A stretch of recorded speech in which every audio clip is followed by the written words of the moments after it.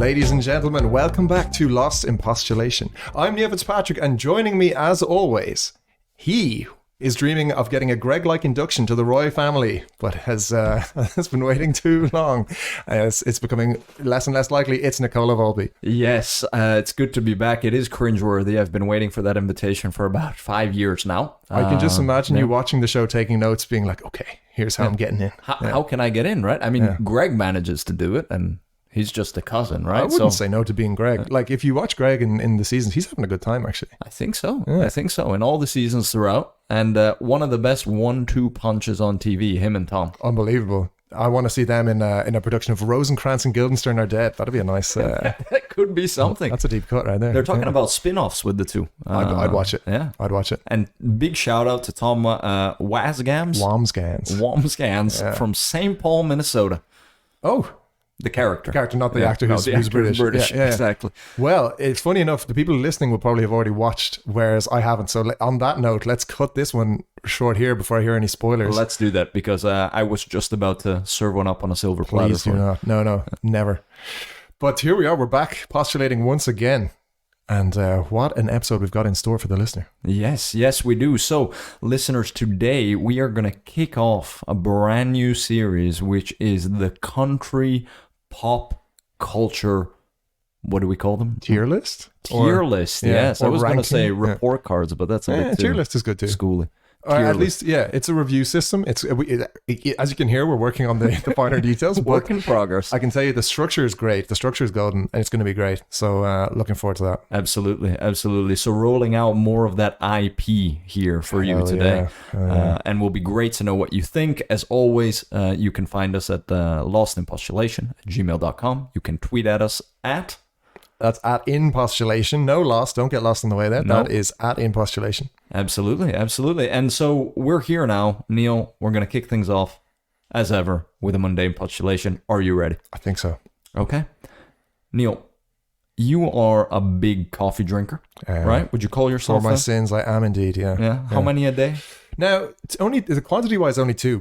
So it's not actually the quantity that kills me. It's the level of time I spend on it, because I'm one of those complete freaks who spends like 10 minutes per glass per cup of coffee. Okay. Yeah. I do my whole pour over thing. It's quite embarrassing actually. A lot of people have made fun of it, but it's all good. I love it. I'm obsessed. That's good. Yeah. But that leads to my question. You are from a country where 86% of people are prevalently tea drinkers. Absolutely. How did you come about to be such a coffee lover? Because I've also never seen you actually having a tea in real life. I don't have them. So in Ireland, for those who don't know, our tea is the absolute default. One of the highest per capita consumptions of tea in the world, along with breakfast cereals. Ireland is a little bit of a goat. Breakfast cereals, yeah. It's a little of a side note there, but Ireland is the goat of few things, but tea and cereal consumption is one of them, or two of them. In any case, in Ireland, tea is the default. You've got the default in front of you there, which is if you need a caffeinated beverage, you're going tea every time. And I was one of those people. So I literally didn't really know about coffee at all, even until the age of 18, 19. Brew methods, what is instant coffee, all these things I just didn't know. Probably a good thing that you didn't know what instant coffee was. Yeah, exactly. Like, probably dodged a bullet there. Yeah. Although instant coffee is getting better as a side note. I can come back to that. Anyway, long story short, or short story shorter, I moved to Belgium, and only then actually was introduced to the wonders of the coffee machine. So even in my professional career, I had only been drinking tea. I'd never gotten into that, I'll grab a cup of coffee now before the meeting thing. But the Belgians swung me around, and within a very short amount of time, it takes no time for the addiction to build up actually. And just suddenly I was a 3-4 cup a day coffee drinker in Belgium. Yeah. Okay. And that was now a long time ago, nearly 10 years ago. But ever since, I've been firmly into coffee. However, it was only in COVID that I developed my now disgustingly nerdy hobby that I've fallen down the rabbit hole on. Okay. But tea, unfortunately, I can't get Barry's or Lyons here. Those are the two brands in Ireland that everyone's divided over. So you remain a tea snob even though you're not having tea anymore. Yeah, or at least everyone, it's like many things in Ireland, it has two sides where a civil war has arisen over which is better, and half the country thinks it's Lyons and half the country thinks it's Barry's. Yeah. I'm a Lyons guy, which I know will also attract a lot of hate from the Irish green listeners. box, right? Yeah, exactly. A lot of people swear by Barry's. I just think it's worse. But In any case, I do enjoy Alliance, and when I go home, I'm all about Alliance if I'm in Dublin or anywhere in Ireland. However, here, if I have a chance, it's coffee every single time. It's coffee. And I think most of the listeners, because I know our demographics are a bit spread out around the world, but I think most of our listeners are from coffee-heavy countries, actually, if I remember rightly. It's only Ireland and the UK and a few other places that are tea-heavy, I think, or like tea winners. Are you a big tea guy? I was, actually. I didn't really like coffee till 3 or 4 years ago. So my go-to when I like started working was just to pop the tea bag into the warm water and have that. Yeah. And you like, for you, I think you've always said you're kind of energized enough as it is, and the last thing you need is to be hyped up on caffeine because you're already like good to go, you know? Right, also. Pretty much. At least that's my impression of it. Yeah, unless we're doing a super boring podcast, then, I might need to inject a little bit. Good thing that's never happened. No, but yeah, and then I think 3 or 4 years ago, I started with the coffee. I'm still like quite moderate, so I'll have the morning one with a bit of milk, and then I'll just have an espresso after lunch. Love it. Very that's Italian. About it. Yeah, very Italian. And that's the funny thing. I came up in a house where my parents were at some points maybe even peaking at 4 or 5 coffees a day. And like espresso, we're talking serious like heavy stuff, right? Yeah. But I never really got into it. And then I came around to it 3 or 4 years ago. But you're not a pour over guy. Like you haven't done that. No, definitely not. I'm only kind of doing, the espresso is the base of everything. I still really feel though that most people who say they're not into pour overs, they just haven't tried it a lot, Tell me on it. Well, it's just by far it's a never go back experience. Like once you've brewed a bit of pour over at home and use specialty coffee for it in a good grinder and a good kettle and all that, and you'd use a good technique or a consistent brew method like AeroPress or a V60 or a Chemex, the results you get are just night and day, miles away, at least for me, from even an Americano or even an espresso based like drink. Okay. Because you're not using things like sugar or milk or anything to neutralize what is a very consistent and balanced flavor from the coffee itself due to that brew method. So it's just way, way, way better. It's a drink that you enjoy in the same way as wine. It has such depth to it and such complexity that you can really sip it and enjoy the notes. There's tasting notes on every specialty coffee bag you buy.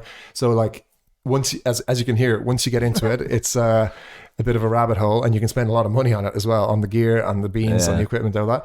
But for me, it's like the highlight of my day, especially if I work from home, and I wouldn't give it up now for anything. Yeah. But indulge my ignorance for a second on the difference between what you call a pour over and the Americano that I would have. So an Americano is essentially just an espresso with boiling water poured onto it.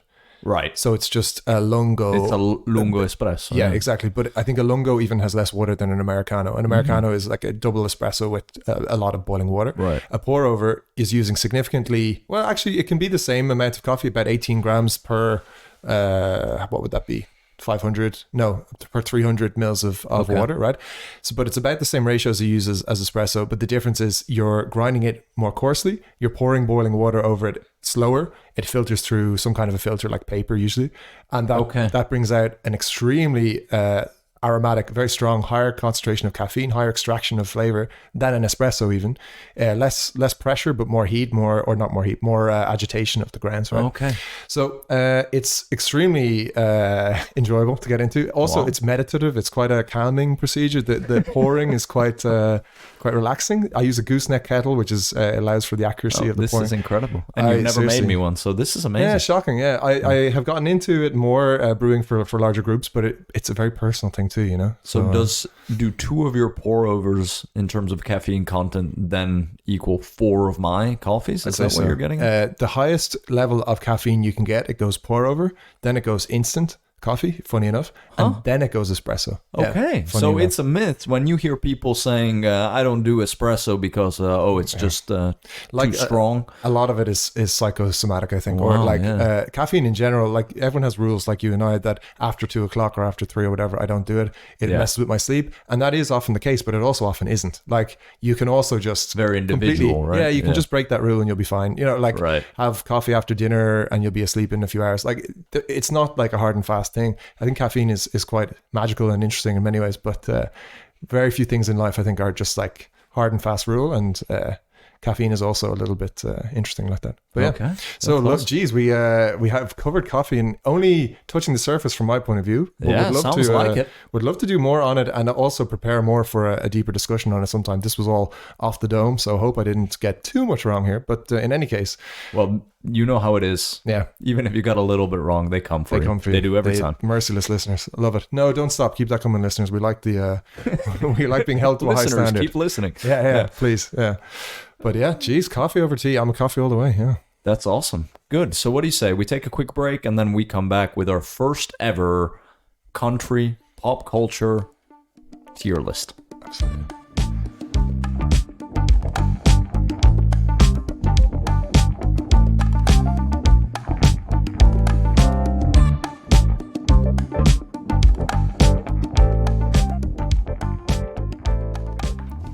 Neil, welcome to Sweden. I thought we agreed we weren't going to do this. Oops. Sorry to all the Swedes who listen, and that is not us making fun of a very nice accent. Actually, Absolutely not. It's an honest effort, and it's a beautiful, beautiful country with a beautiful accent as well as a beautiful language that they speak themselves.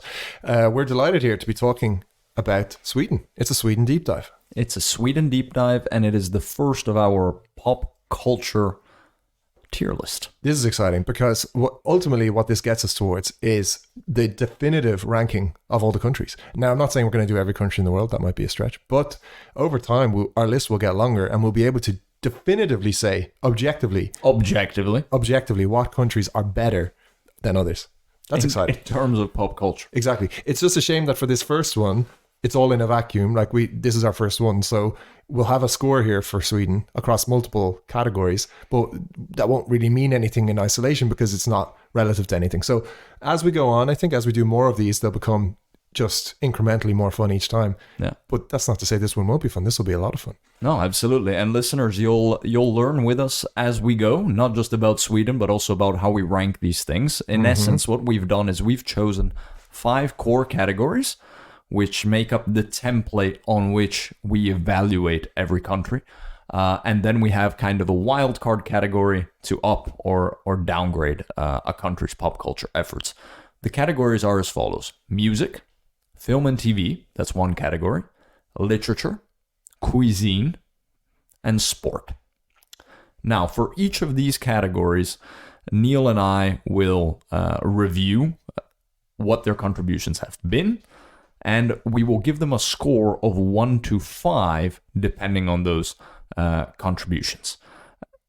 Starting with 1, which is little significance in terms of the uniqueness and success from a pop culture perspective that country has provided in that category, all the way to 5, which is we cannot imagine a world without that country's contributions in that category. Coming up to a total of 30 points when we include also the wild card, and that will allow us to start tiering every country on Earth. Bear with us for the 200 episodes or so that we'll spend on it. Exactly. Neil, how do you feel about this? I'm actually hugely excited. I hope we do Sweden justice. I hope we... the Swedish listeners will let us know, I'm sure, but I hope they come away feeling that we've given it a fair treatment here. Absolutely. Any initial thoughts on Sweden before we provide our listeners with a quick 1-minute summary on the country? I think, broadly speaking, most people out there in the world are sleeping on Sweden, basically, you know? Wow. Like, okay. I think just to be speak in very broad strokes, right? Sweden has a number of dark horses out in the world, and we'll get into a few of them here, who have, despite maybe not being household names, have had an influence on the world, which is like second to none almost in some of these categories, as well as just being an amazing country to go and visit, to meet the people, to experience. I just think in many cases, when people are booking holidays, when they're booking trips, you know, for some reason, their mind, even in the Nordics, goes elsewhere. They even go to Helsinki, or they go to Oslo or Copenhagen, right, or even Iceland before they go to Sweden, kind of. I think that's a shame. So that's my top line summary, let's say. Yeah, totally agree. And I think, from my perspective, Stockholm, a top tier European city. Fantastic place to spend some time, weekend trip, whatever you like. 100%. Yes. So, listeners, we're going to start everything off courtesy of our sponsor, Wikipedia, the free encyclopedia, by providing you a quick 1-minute snippet on the country. Neil, are you ready? I think so, yeah. All right. You timing me? Let's do it. Sweden, formerly the Kingdom of Sweden, is a Nordic country located on the Scandinavian peninsula in northern Europe. It borders Norway to the west and north, Finland to the east, and is connected to Denmark in the southwest by a bridge tunnel across the Öresund. We love that bridge tunnel. That's a great bridge We've been tunnel. on it many times. Oh, many, yeah. Expensive to go on though, unless you're riding the train. But still, amazing. Worth it every time. At 447,425 square kilometers, that's 172,000 square miles, Sweden is the largest Nordic country, the third largest country in the European Union, and the fifth largest country in Europe. That's insane. It's massive. If People you forget flip that it, too. Yeah. And you flip it, you get to Rome or something, right? Yeah, I think even further. You get almost to Sicily, so Insane. almost to Africa. Exactly. Yeah. Ridiculous. The capital and largest city is Stockholm. Sweden has a population of just 10.5 million people. As a result, it has a low population density of 25.5 inhabitants per square kilometers. That's 66 per square mile. A lot of empty space there. Very sparse. With around 87% of Swedes residing in urban areas, which cover just 1.5% of the entire land area in the central and southern half of the country. Jeez, there you go. Welcome to Sweden. Welcome to Sweden. Who needs Lonely Planet? Wikipedia is all you need. Jeez. Yes, thank you once again to our sponsor, Wikipedia. Oh, Encyclopedia. and they paid big bucks for that. Yeah. Oh, as they do with things. Yeah, Wikipedia, you know. Definitely. That for-profit organization. Yes. Good. So, should we get into our first category, Absolutely. Neil, about Sweden? I'm ready to go, yeah. First category is music. And you can't say music in Sweden without Saying ABBA. Yeah. The GOAT of Swedish music, as far as I'm concerned at least. They are the best-selling band originating in continental Europe. Wow. I didn't know that actually. Isn't that something? That's quite huge, yeah, because that's no small feat. There's still quite a lot of bands to be included in that list. Absolutely. But think if you take, what you could say in terms of impact as far as bands or, groups of four go, Yeah. we're talking Beatles level impact to an extent, Yeah. right? If you're looking at how many number ones they have when you take an ABBA greatest hits. Yeah. And if you're at any party, wedding, whatever, and you want a great way to bridge the generational divide, play some ABBA. Everyone will love it and be on the dance. 100%. ABBA has kind of creeped back into my life very strongly recently. I was at a karaoke bar in Copenhagen a few weeks ago, and we were there for quite a few hours. Actually, I will admit, it was great. And the only artist that was played, the only song that was played multiple times was ABBA songs. So you cannot, like any karaoke bar in the Nordics, I would argue, you can't get through a night without ABBA, if not 2 or 3 times the same ABBA songs. Unbelievable stuff. Absolute legends. And they started by winning Eurovision, actually, with the song Waterloo. Oh, what a song, though. Unreal. Like, really. And I hold the Eurovision not in too high esteem, as many, I suppose, don't these days. But still, there are a few gems in that history. And ABBA absolutely smashing it every single time is part of it. Jeez, they're so good. Like, ABBA, absolutely fantastic. For anybody that is interested, there is an ABBA museum in Stockholm, which I went to actually with my father. We had a few hours to kill one afternoon, and he got his picture taken with Benny and Agneta and all the others. And is it worthwhile? Like, it's a good museum? Yeah. It was all right. I mean, it's like borderline wax museum territory. Yeah. Fair enough. Still. But maybe you like wax museums. No comment. Okay, fair enough. Fair enough. But yeah, ABBA, I think you can't say enough good about it. Also, as a musician, as a bassist, my God, there's some serious bass lines in it. It's, I can't remember the bassist's name, but like there's some great YouTube clips of the bassist on Dancing Queen, just playing the clip a few years hence after having recorded it. And I've tried to learn that bass line myself, and it's deceptively difficult. It goes all over the place. It dances like crazy, and it's like just an amazingly put together song.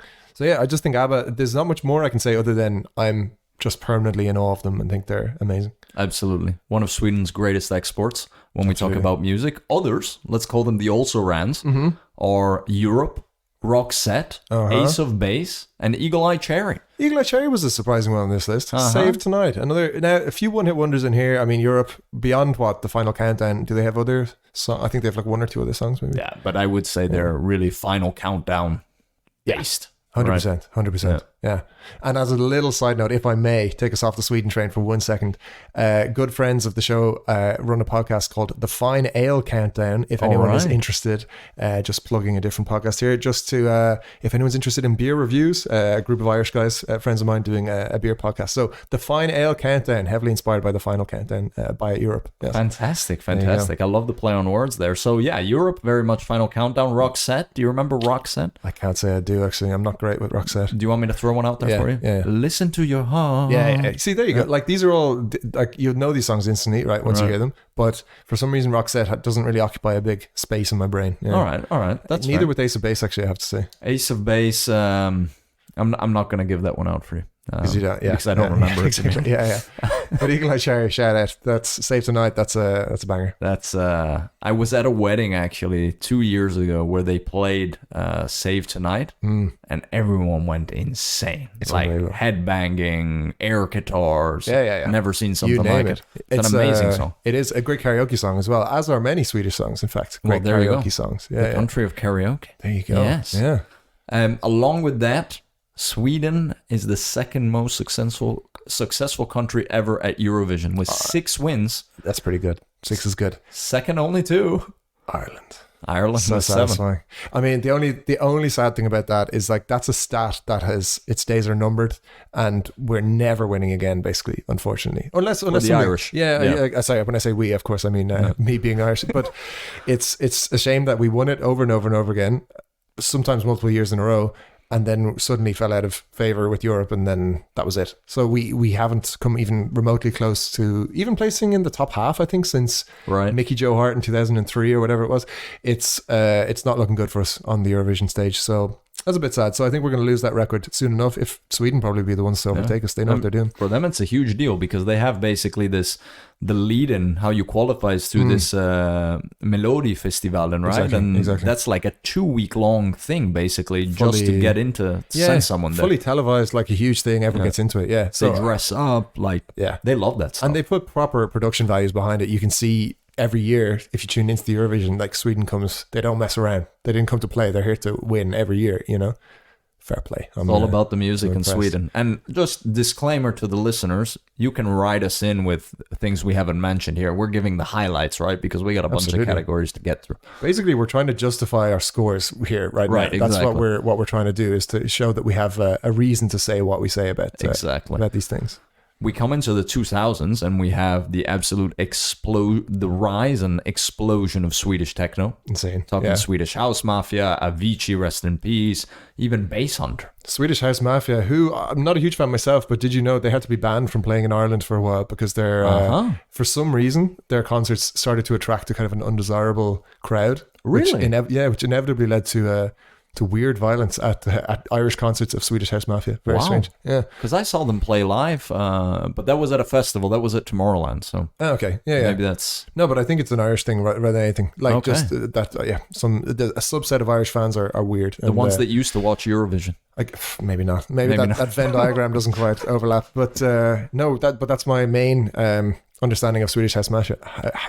Okay. Unfortunately. Okay. Although Avicii, I have to say, that, you know, that's levels. Just incredible. Unbelievable. Force them out. Yeah. I broke a couch actually with from jumping up too hard at levels at one point, but we won't get into that. You could sue for that. That was their fault. Completely. Yeah, absolutely. The couch's fault, or no, Avicii's fault.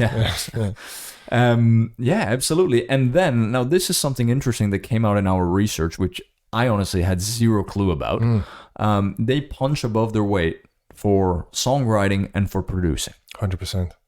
Now, you can't have this section without talking about Max Martin in particular. Apparently. Now, I'm not going to sit here and pretend I knew who Max Martin was, you know, for many years. I only found this out through Reddit like a few years ago, where there was today I learned about, did you know that one Swedish guy is responsible for basically every massive song from the past 20 years? And of course, that sounds like an exaggeration, and it kind of is. But even still, if I just read you this list, you would not believe that one guy wrote all of these songs. So we're talking Baby One More Time by Britney Spears. Wow. It's Gonna Be Me by NSYNC. I Kissed a Girl by Katy Perry. Tune. So What by Pink. And by the way, he did both. So What by Pink. Yeah. And he did those two songs in the same year, Kissed a Girl and So What. He was on fire. He did My Life Would Suck Without You by Kelly Clarkson. He did Teenage Dream by Katy Perry. Ooh. He did a few other Britney Spears songs like Hold It Against Me. He did One More Night by Maroon 5, Roar by Katy Perry, Dark Horse by Katy Perry, Shake It Off by Taylor Swift, Blank Space by Taylor Swift, Bad Blood featuring Kendrick Lamar, and we haven't even gotten to The Weeknd, which is Can't Feel My Face. He did Can't Stop the Feeling with Justin Timberlake. He did Blinding Lights by The Weeknd. These have almost all been number one hits at one point or another. These are all number one singles. So this is unbelievable. He has 25 Billboard number one Hot 100s to his name. And that's not even mentioning the millions of awards that he's won over the years. He's won Songwriter of the Year about 12 times. Generally, in fact, every year from 2011 to 2018, he won it. This guy is absolutely unstoppable. Max Martin. So wow. Has had a little bit of a quiet phase now. So his biggest hit was Coldplay and BTS My Universe in 2021, most recently. So since 21, he hasn't had a number one. So let's give him some time to recuperate and recover. Okay. But this man, Max Martin, has single-handedly basically made the careers of most of the household names that we know today, and we don't even know him. Unbelievable. It's insane. The best artists from all over the world going to work with him, and he just happens to be Swedish. Exactly. Look at that. Just an absolute maniac. Yeah. Unbelievable. I just think, sorry, go on. Yeah. No, please. No, but it's not just him. We have quite a few others as well. I was trying to find the producer of the Childish Gambino song Redbone, if you remember that. It's another guy. He was also Swedish. Yeah, he did the music for Black Panther as well. Okay, really? Yeah, I'm going to have to quickly search. But in any case, long story short, we're talking a country that punches way above its weight. It sounds like it, Musically, absolutely. Musically in total. And then we also have a way to listen to music, which came from Sweden, and that is Spotify, where some of you are listening to this podcast right now. So talk about meta. Like we were praising Spotify not only in the last episode, saying how what a great platform it is, especially now for podcasters as they're pivoting towards that, where we have more interactivity in the platform. We can do Q&As and polls, etc. It's absolutely in my view, the premium, the best music streaming service there is. And absolutely. I know that's a bit controversial here in Denmark. Most people use iTunes, or the Apple Music Store as it's called now. But in any case, I'm personally so sold on Spotify as a service. I think it's fantastic. It changed the game, and 100%. Apple had to actually adopt a ton of its tactics to be able to be relevant in that space still. We do love that, the disruptors. Yeah, absolutely. But in any case, we're now with their household name once again, Sweden putting itself on the map with not only music but music streaming services. And of course, in a way, it's not surprising that it comes from Sweden, because what a strong country for music. And I guess that brings us actually towards the end of the section, because we're talking 5 stars, at least from my point of view. Yeah, so I mean, 5 is we cannot imagine a world without those contributions. I was originally leaning towards 4, which is highly influential on a global scale. But can I imagine a world without Swedish techno, plus ABBA, plus Max Martin, our producer, certainly plus not. Spotify? Honestly, no. So I mean, it's a 5 for me. It's a 5. Like, they had a 5 already with ABBA, and everything else was a bonus. I almost wish that we could go higher than 5, but we can't, of course. But we can't. We need to play it within the realms of this system. There's rules, but a 5, this will put, no matter what happens on the next category, it will place Sweden into the tier of the most musically relevant countries on earth. In fact, it's currently our GOAT on the list because it's number the first. Now, what'll be interesting is after we've done a few, and let's say there's multiple 5s, we may have to go back and say, right, let's sort this list out. If we have multiple 5s on music, after say we do 5 or 6 countries, then we gotta. Then the bracket comes into play. We'll have to do a playoff of some kind. Absolutely. But before we jump off music, it was Ludwig Göransson. Just to Ludwig Göransson. So okay. Everyone who doesn't know him, look him up. He's done some amazing stuff. Let alone Redbone and Black Panther soundtrack. There we go. Had to make sure I got that in. Fantastic. So here we are to our second category, which is film and TV. Fantastic. Again, we're not having everything here, listeners, but just some highlights. Not everything everywhere all at once, sadly. No, exactly. Done with that. Yeah. Starting with directors, the legend Ingmar Bergman. Yeah. Wish I could claim to be a scholar of his works and had an extensive back catalogue of views here. I haven't. I've seen a few, but that's about it. Fanny and Alexander, for example. I've seen that's actually on streaming services, actually. So I need to just sit down and put 3 hours aside and watch that, actually. It's Supposed to be absolutely incredible. Yeah, it's a good movie. I mean, I don't think it plays to everybody's tastes in this century, but you can definitely see. Do we like to make analogies? We like to make analogies. We love the postulate. We could call Ingmar Bergman, in terms of his influence on European cinema, the Swedish Alfred Hitchcock. Yeah, I picked that up. That's I at least fair? Like I'm showing my ignorance here. Swedes will love that. But in any case, I haven't seen. I don't think a huge amount of his movies. Dare I say any? In fact, however, I've heard enough about film and film history, and basically done enough film studies courses and such that I know that he's had an insanely important role in film history. And his influence lives on. So there was even. I think 18 months ago, there was an HBO series with Jessica Chastain and Oscar Isaac called Scenes from a Marriage, which was actually inspired by Bergman's work. Yes, remake, and it became like a 6-part miniseries. Heavy stuff, though. No, sorry, I tell a lie. To that point, I have seen one, The Seventh Seal. Saw that when I was a youngster. Lovely, very out there portrayal of someone navigating the circles of hell. It's quite like for a movie made in 57, I think it was here. A bit.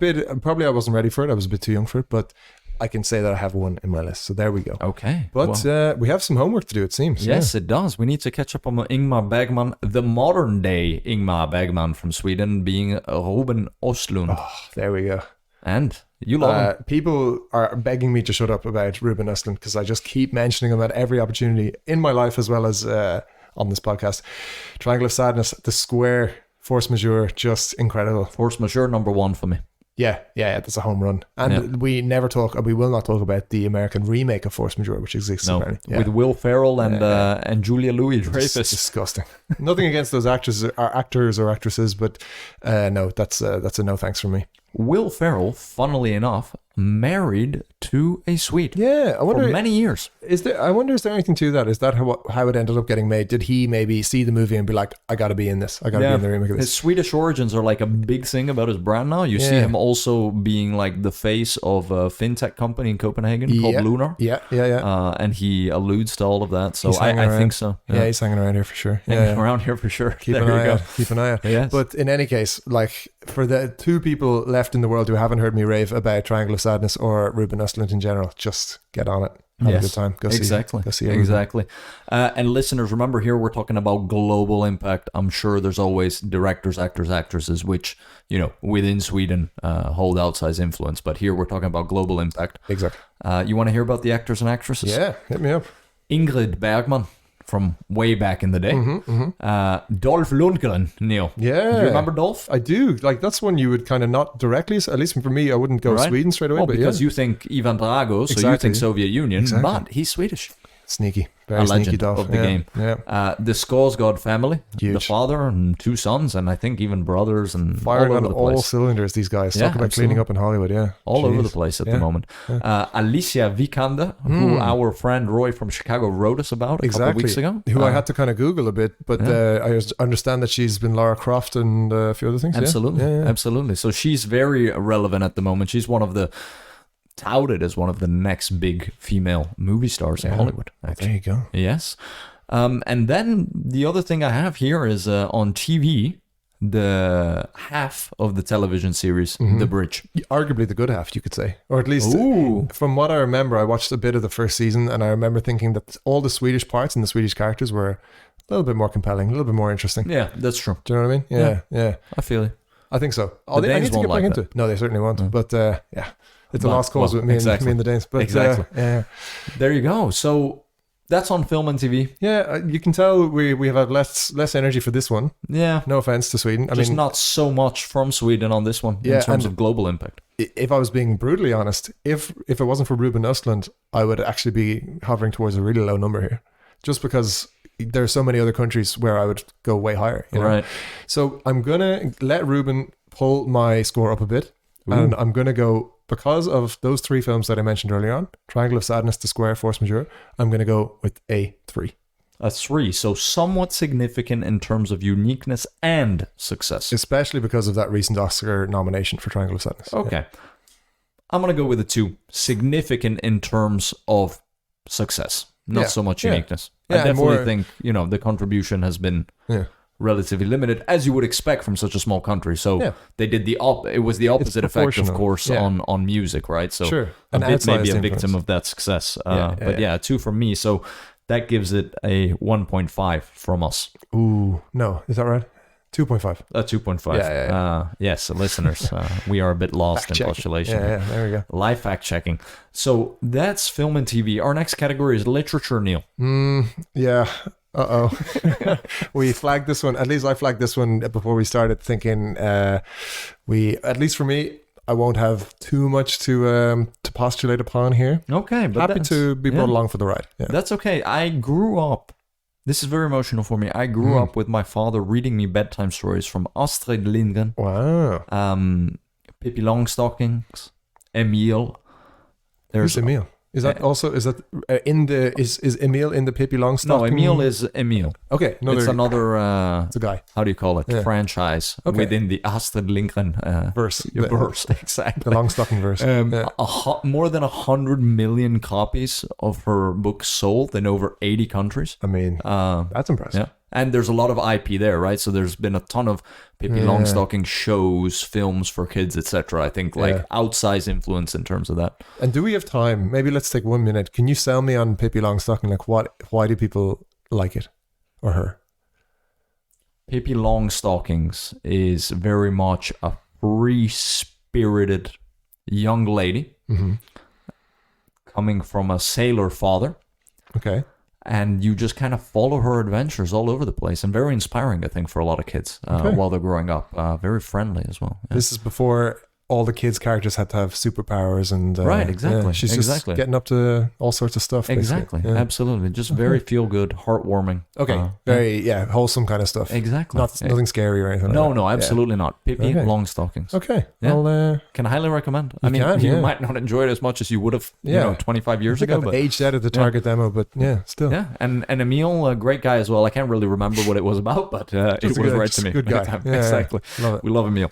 And then another big highlight here is Stieg Larsson and the rise of Nordic noir and the Nordic crime novels. I'm not saying he brought about that, but he really globalized that success. It's kind of the same way as like the Dan Brown had his role on the Da Vinci Code becoming what went on to become a cultural success, and then that kind of spawned interest in that genre of thriller books. Similarly, I think The Girl with the Dragon Tattoo, etc. Those films also probably introduced a lot of people to this genre, right? Absolutely. And you had Stephen Fincher actually, right, doing one of them. Exactly. So, never saw them, but I hear they're good with Daniel Craig. Also. Exactly. Yeah.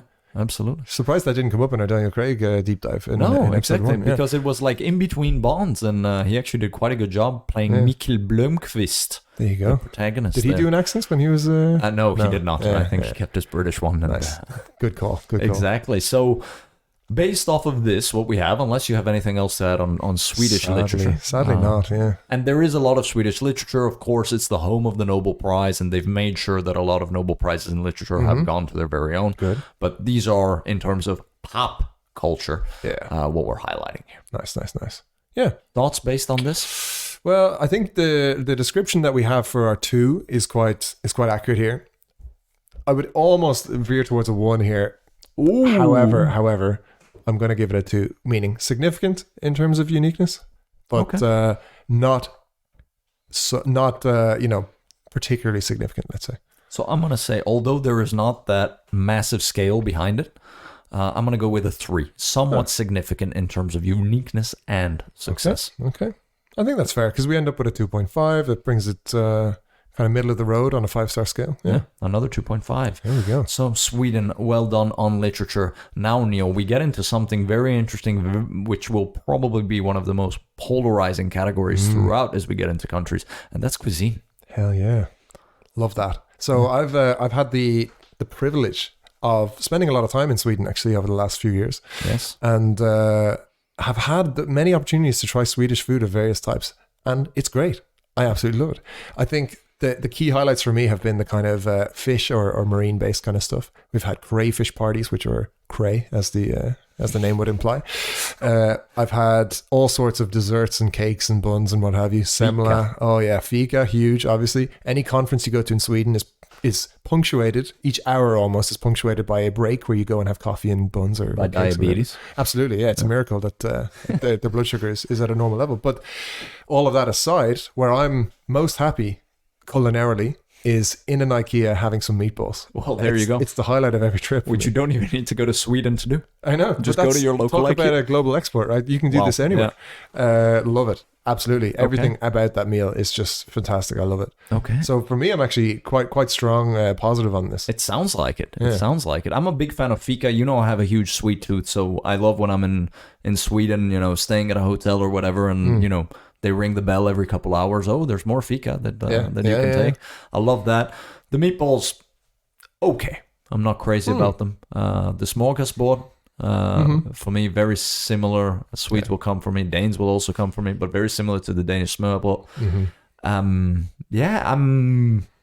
in terms of, you know, You sound a bit lukewarm on this. impact. I'm very lukewarm. I'm struggling because I have Swedish family now. Oh, no. Yeah. And that's not an easy one. But I can't give it. If I think about all the countries we're eventually going to touch on, Yeah. and there's going to be relative scoring, I can't rank it too highly, knowing fair. what's going to be coming. Right? And there is also one major negative that we haven't even touched on, which is surströmming. I don't know if you ever had surströmming. Did you? Tell me about it. So for anyone who doesn't know, surströmming is absolutely appalling. This is rotten herring in a can. Yes. That when you open it, you're advised to open it underwater outside in a bucket because the odor of surströmming when you open it is absolutely foul. And I wish I was exaggerating, but genuinely, I was exposed to this. I've seen a video of you trying to down one. Actually. Exactly. My lovely colleagues on a team build once forced/highly encouraged me to try surströmming, and it was the worst thing. Not only because of the horrible smell, which is truly revolting, but also the fact that after you eat it, it kind of stays with you. The taste kind of hangs around, you know. So it ruins not only that moment, but like the rest of your evening, basically. So I swore at that point, I'll never have surströmming again, and I will go on a crusade to stop other people having it, which is what I'm doing here now. Do you like herring? Oh yeah. Love herring. Okay. Yeah. Oh, so it's I enjoy a bit of herring. Yeah. And I know herring is an acquired taste and not for everybody, but like I can enjoy some herring. Okay. But surströmming is a joke. It's absolutely ridiculous.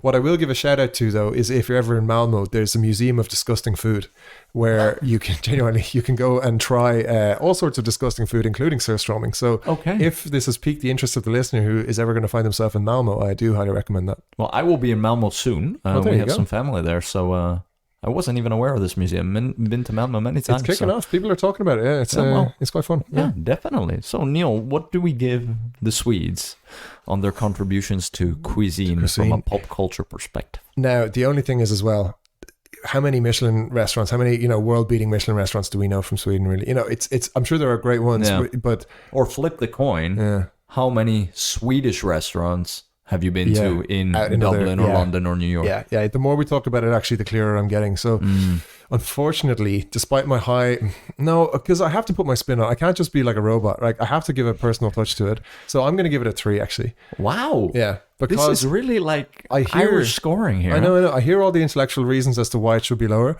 But then again, I've had a very positive experience with Swedish food. So it's a 3. It's a 3. So it's a 3 from Neil. Yep. Which is somewhat significant in terms of uniqueness and success. Nice. I'm going to give it a 1. Our first one. What you might, Little significance in terms of uniqueness and success. That doesn't mean I don't like it. I'm evaluating from that perspective. Yeah. But no, I do see it. I do see it. Yeah. So a 1 from me, a 3 from you makes this a 2 on cuisine. Wow. So Sweden. I feel kind of bad for Sweden now. Peak that music. Yeah, I sure did. Shouldn't have opened with music. Yeah. Now, the final 2 categories, what we have left is sport, and then we have a wild card. Sport. I'll drill into this starting with football, soccer. The men's national team got second place at the 1958 World Cup, which I believe actually took place in Sweden, where they lost to Pelé's Brazil. Semi-finalists in Euro 1992, so that was the peak of their footballing success. Shout outs now, of course, to Grenoli, used to play on my boyhood club. 3 Swedes together in Milano, very famous. Gren, Nordahl, and Lidl. So that's just for all the football nerds out there. The one you will know a bit better is, of course, Zlatan Ibrahimovic, still playing, also for the Swedish national team last weekend at age 41. Insane. And what a character. Like, I think he single-handedly will bump up the score for me, at least, because he's just so odd. Also in a Swedish context, in a country which has Jantelaw, which is, the belief that everyone's roughly equal, or like nobody's no better or worse than anyone else. He is like a complete contradiction of that, and everyone's okay with it. Everyone's like, yeah, but he's Zlatan. That's fine. He's Zlatan. He's the one exception where it's a godly status. Yeah, exactly. And he's like so full of himself, so arrogant, and you would think that people would be like, oh, what an asshole. No, they're all like, he's great. We love him. So he's I love him as the exception to the rule. The special one. He's there you go. Yeah. And their women's national team is becoming a powerhouse, always contending for championships at the moment, and I think we'll be fishing for the first ever World Cup later this year, actually. Fantastic. Yes. I've had great experience also with Swedish football supporters going and traveling around. I was at a match in France once for a Euro, Italy against Sweden, where 90% of the stadium was Swedes. And they were great. And after the match, they all stayed in the city, even though they lost. And they just had great vibes with us. I mean, they were all wasted out of their minds, but not causing any trouble. Not belligerent. It was very nice to see. Good, because not every country. There'll be other countries when we get to that, to the fans, where we'll have a exactly thing or two negative points maybe for sure. Then there's hockey. Actually, Sweden is very big on ice hockey. It's considered one of the big 6 countries, along with other powerhouses like Canada and the US. Their men won the Olympic gold twice, as recently as 1994 and 2006. Didn't know about the 06. Okay, nice. So nice. Actually more successful in terms of hockey than football when you're looking at trophies and medals. Wow. Tennis, we give a shout out to our guy, Bjorn Borg. Lovely. Of the underwear. Of the underwear. I know him better for the underwear than the tennis at this point. Yeah. And then a couple more within the fad sports category, which are huge in Sweden. One is handball, where they're, along with Denmark, 2 of the powerhouses within obsessed. European handball. Yeah. Obsessed. And that's a sport that we gave a shout out to potentially be on the rise globally, right? Watch this space. Yeah. And bandy. Do you know bandy, Neil? I wish I knew more about bandy. Yeah. So it's like on this huge rink, much bigger than a hockey rink. Yeah. They got a bit of a different stick, some different rules, and It's kind of hockey vibes, though, isn't it? Hockey vibes, absolutely. Isn't it a bit like uni-hock, or is that something else? No, you know what I mean? Else. Yeah, okay. But bandy, very big. Bandy. And then, of course, they're big skiers. Yeah. Ton of medals at the Olympics in cross country, but they also had some great times with a lady called Persson in downhill skiing in the early 2000s. Well, there you go. I've never had the privilege of going to a Swedish ski resort, but it is on my list while I'm in this part of the world, to catch a bus from Copenhagen at like 6 a.m. And then you get to somewhere like Iseberg up in... or Åre, who was runner-up to host the 2026 Winter Olympics, actually. Yeah. And like, obviously, most Swedes prefer to go south when it comes to skiing, but I think for a bit of practice... a bit of shaking off the rust, the inevitable rust that I for sure will have when I go skiing. I think it might be a good call for next winter. Absolutely, that's great. So Neil, we've gotten a bit of the overview on Swedish sport, and what do we think here? It's tricky. Score? It's tricky, and we obviously know it's not a 5. Let's get that out of the way, and it's also not a 1. So I think we're kind of somewhere in the middle here. And what I'm really stuck on is this a 3, or could it maybe be a 4? It's borderline. Yeah. I could see why. Highly influential, because really, like, quite influential. It's not like they've, gone and invented any sports that went on to become global, phenomena, but they do have some global names in sport. But then again, if you challenge someone to name 5 Swedish sports people, because everyone will say Zlatan and they'll say maybe a few more. Yeah. Bjorn the older Borg. Generation, maybe Borg, but probably ours not even. Yeah. And then you'll have like a Formula 1 driver, Ericsson, or, these kind of, but I feel like that's going to hold Sweden back on this one, actually, unfortunately. Sports is a difficult one to score highly on. Let's be honest. There's very few 5s on that one, I think. Right, out there, exactly. But for that reason, it pains me to say it, but I'm going to have to go with a 3 here. I'll match your 3. Somewhat significant in terms of uniqueness and success. And I think honestly, a big part of that, pulling them up there, is their success on the ice hockey rink and Zlatan Ibrahimovic probably pulling them out of, putting them in the limelight the last 20 years. He's probably what takes it from a 2 to a 3, in fact. you could argue. I would say so. Yeah. I would say so. So that's on sport. Sweden scoring quite well so far. Very well. We're proud of you. Let's also remember, listeners, that there is a per capita ranking as well, which we will calculate into all our No way. scorecards. So, Wow, look at that. you know, to be able to be even more objective. Love Now, Neil, we reserved the 6th category as a wild card, Yes, and love this. you brought this one forward this time. Do you want to share? Absolutely. So, in the world of furniture, and you know exactly where I'm going now, there is perhaps no bigger player on the world stage, no more impactful player on the world stage than IKEA. And really, like, I can't emphasize enough what a fan I am of IKEA. You heard already that I love the meatballs. I don't even particularly love the style of the furniture. So it's not that I'm in love with like their design choices. They're nice. They're cool. Basically every young person's apartment in Europe, I guess, is full of IKEA stuff. So it becomes very samey very quickly. It's not that. It's just that their concept and their consistency and execution is so great, so efficient, so enjoyable, so cool for me to come in and see something so different. And so revolutionary in an otherwise very stuffy field, you know, furniture, right? Often overcome by luxury and just excess and overpriced stuff. You're getting a very compelling price on some pretty compelling furniture. A lot of it, especially if you go one level up from the lowest level in IKEA, you can actually get really good stuff, good kitchens, good beds, good sofas, you name it. Wow. Yeah. I just love it. And I think it's so on point. It's so clear in what it is as a brand and what they are here and not here to talk about and do. And no wonder they're a global success, and no wonder everyone has struggled to match them in cheap furniture. It's phenomenal. Yeah, it's unbelievable. I've had my beefs with IKEA, but I think IKEA is for Sweden what the export of the Thai restaurant has been for Thailand. Yeah, 100%. It literally puts the meatballs on the map. Like Absolutely. for And people, the gingerbread cookies, whatever you want. Exactly. And look at the bravery of their naming choices. Like they have stuck with calling every single item of furniture a Swedish word. An unpronounceable one. Yeah, exactly. Even though it's impronounceable, because they know that that's what they're all about. They don't care. And if people are going to just butcher whatever Swedish word their sofa is, they don't care. They're like, well, that's us. Deal with it, you know? So I love that. I buy that. I'm a huge fan. So I'm not saying it's the be all end all best furniture company in the world or anything like that. And as I said, I'm not like the biggest fan of their designs specifically. So for that reason, I'm not giving it a 5, but this to me is a 4. Okay. I'm giving it a 5. Whoa. Yeah? Damn. The first thing when you think of furniture, Yeah. you think of IKEA. Oftentimes, not necessarily us, but when people think of Sweden, they think of Yeah. IKEA 100%. and vice versa. So I give it a 5. That's huge. Yeah. That is huge. And I've had so much beef with IKEA, having to call them. I couldn't assemble things.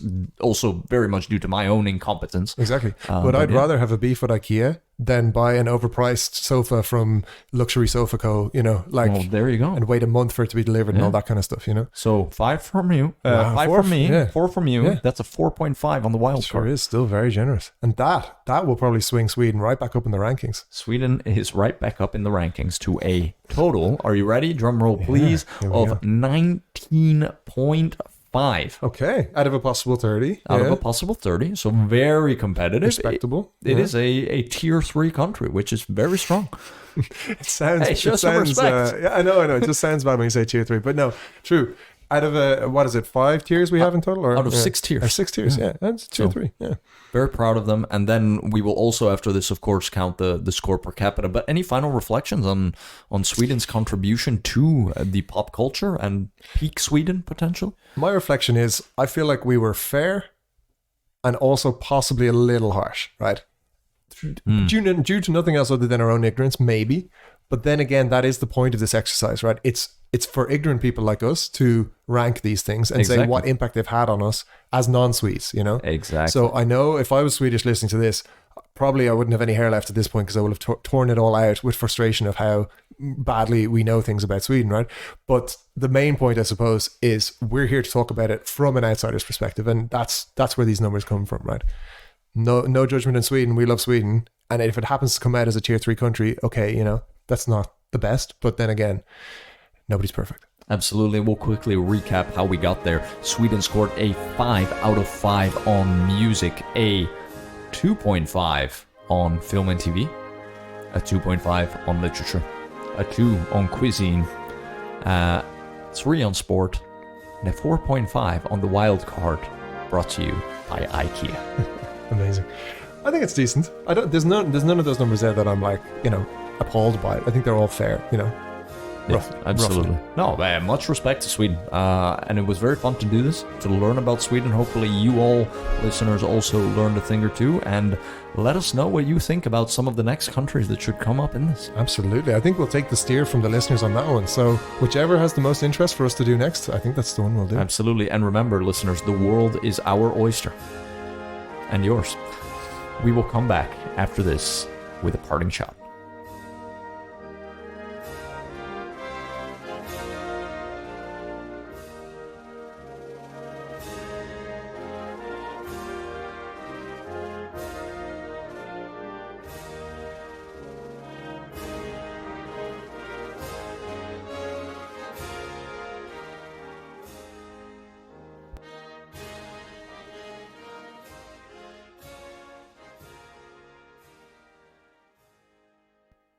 Listeners, welcome back to Lost in Postulation. Now, before we go, we wanted to dig back into our listener mailbag because we had some old friends reaching back out to us about the topic of holidays, which we touched upon last episode. Absolutely.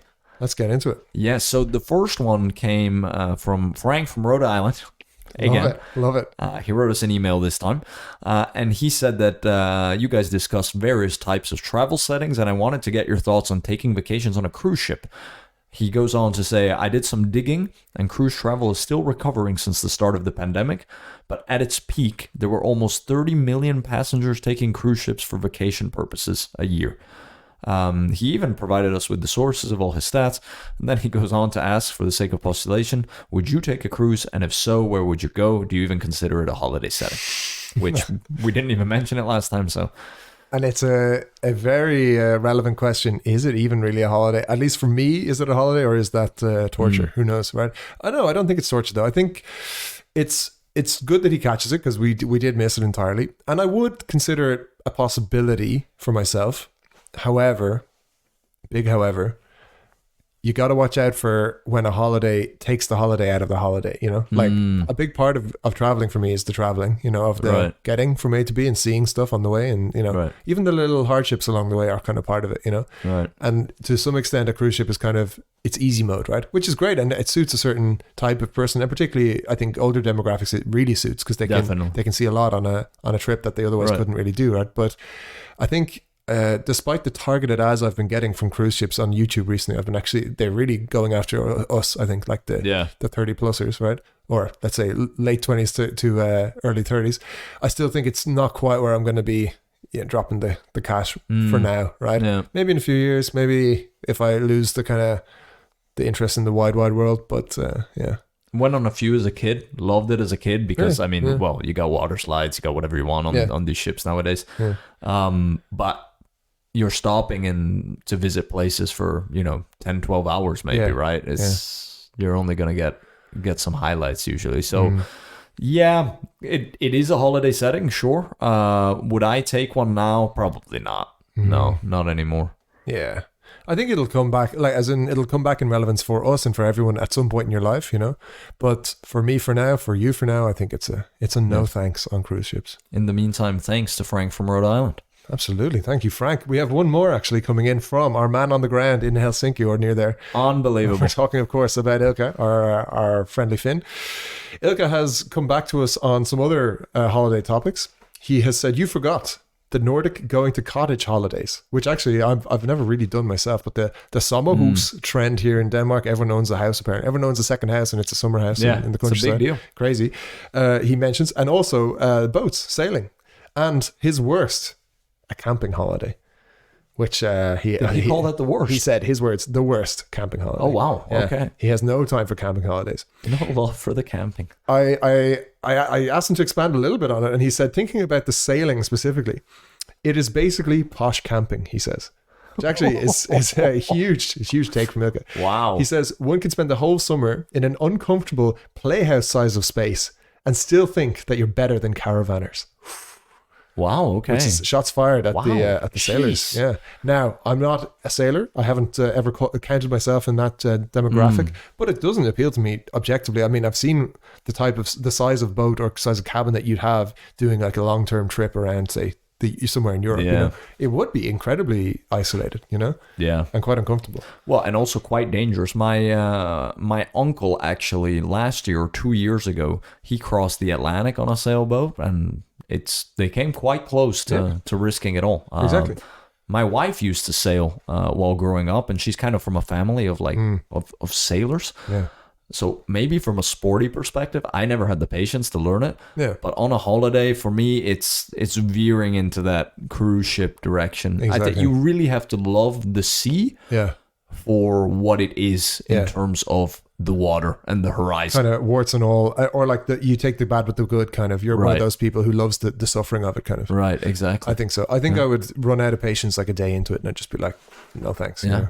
And So on the summer house, on the summer cottage, thoughts Yeah, there? big mistake. So one time, during COVID, we rented a summer house you did it. just for 2 nights, like. Okay. And even by the end of that second night, we were like, right, that's it. Let's get out of here. Like it, Yeah. I'm sure it's great and it's kind of aspirational, especially for Danish people. It's like one of the checkpoints in your life when you buy a summer house. It's like something you should do, you know. It's crazy. But- Preposterous. For me, that's not on my list. Let's put it that way. And if ever I have the opportunity to buy a property, I will probably buy it in a warm place. And Well, there you go. there you go. Yeah. I think that sums it up. But what about you? Are you a summer house guy? Not a big one. I mean, look, for me to get a summer house in a place where you're not even sure your July is going to be above 20 degrees, meaning Yeah. the water is even significantly colder, Exactly. it just doesn't hit the spot for me, especially in this era where, you know, flying around Europe, for example, is probably as cheap as it's been. Exactly.